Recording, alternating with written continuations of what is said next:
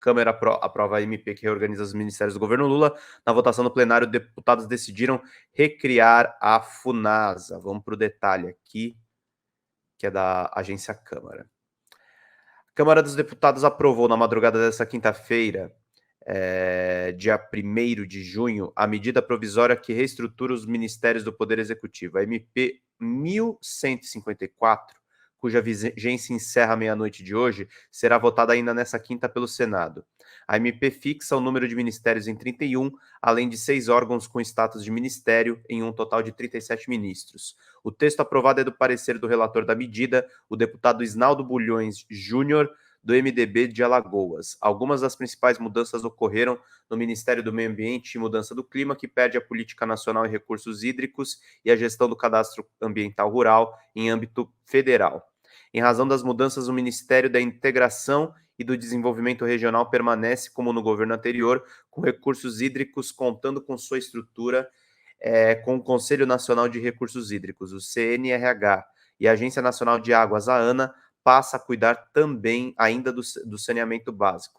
O desenvolvimento regional ficará também com a parte da compensação dos usos de recursos hídricos para a produção energética devida pelas usinas hidrelétricas aos governos municipais, estaduais e federais. Já o gerenciamento de sistemas de saneamento básico, resíduos sólidos e recursos hídricos, hoje no meio ambiente, vai para o Ministério das Cidades, que no saneamento atuará inclusive em terras indígenas. O CAR ficará no Ministério de Gestão e da Inovação em Serviços Públicos. No caso da gestão de florestas, o Ministério do Meio Ambiente continua com aquelas políticas públicas concedidas para a produção sustentável. Já a gestão de florestas plantadas continua com o Ministério da Agricultura, mas em articulação com o meio ambiente. Segundo o texto aprovado, as políticas sobre proteção e recuperação de vegetação nativa e programas ambientais passam a englobar também outros biomas além da Amazônia. No elaboramento do zoneamento ecológico econômico, ZEE, e de outros instrumentos de ordenamento territorial, será abordado o planejamento espacial marinho em articulação com outros ministérios competentes, como o da Pesca. Uma das novidades do texto original da MP em relação às estruturas anteriores é a criação pela primeira vez do Ministério dos Povos Indígenas. Entretanto, pelo texto aprovado, a atribuição inicialmente dada pela MP de realizar o reconhecimento e a demarcação de terras indígenas não ficará mais com a pasta, voltando ao Ministério de Justiça e Segurança Pública. O novo ministério contará com a competência de defender e gerir as terras e os territórios indígenas, além de tratar de uma política indigenista. Um dos órgãos subordinados à Fundação Nacional do Índio, a FUNAI, passa a se chamar Fundação Nacional dos Povos Indígenas. Outro ministério recriado pela MP do Desenvolvimento Agrário e da Agricultura Familiar, que cuidará também da identificação, reconhecimento, delimitação, demarcação e titulação de terras e comunidades quilombolas, observadas as competências do Ministério de Igualdade Racial. O relatório de Isnaldo Bulhões inclui outras competências para esse ministério. Assistência técnica para a agricultura periurbana e as ocupações de agroecologia e turismo rural, recuperação e conservação das áreas degradadas para o desenvolvimento rural sustentável, observadas as competências do Ministério do Meio Ambiente, promoção da produção de alimentos saudáveis por meio da transição agroecológica. A versão final do texto aprovado determina ainda a transferência de algumas atribuições relacionadas à Companhia Nacional de Abastecimento, a CONAB, ao Ministério do Desenvolvimento Agrário.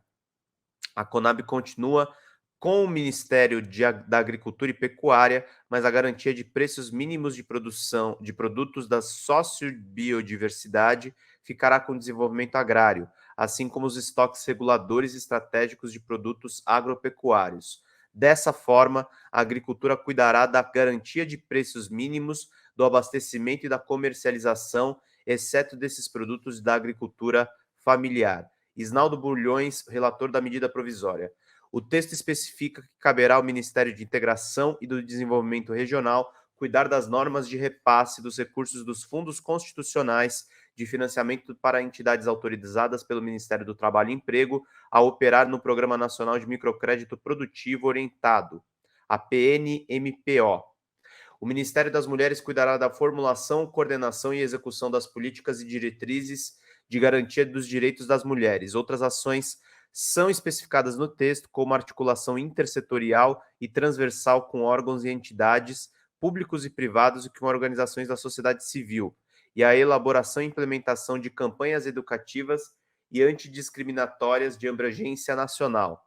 Caberá à pasta ainda o acompanhamento da implementação da legislação sobre as ações afirmativas e a definição de ações para o cumprimento de acordos, convenções e planos sobre a garantia de igualdade de gênero e do combate à discriminação.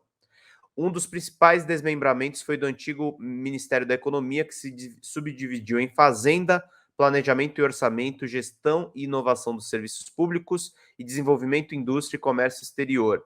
O tema da MP 1158-23, que perde vigência no dia 1º de junho, o destino do Conselho de Controle de Atividades Financeiras, lembra, Bolsonaro? O COAF, não foi incorporado pelo relator do texto da medida provisória. Com o fim da vigência da MP, o COAF, que teria sido transferido para a Fazenda, retornará ao Banco Central. O COAF é uma unidade de inteligência para prevenção e combate à lavagem de dinheiro e corrupção. Por outro lado, Bulhões incorporou no texto ao texto o conteúdo da MP 1161, de 23, que transfere para a Presidência da República a definição dos integrantes do Conselho do Programa de Parcerias de Investimento, PPI.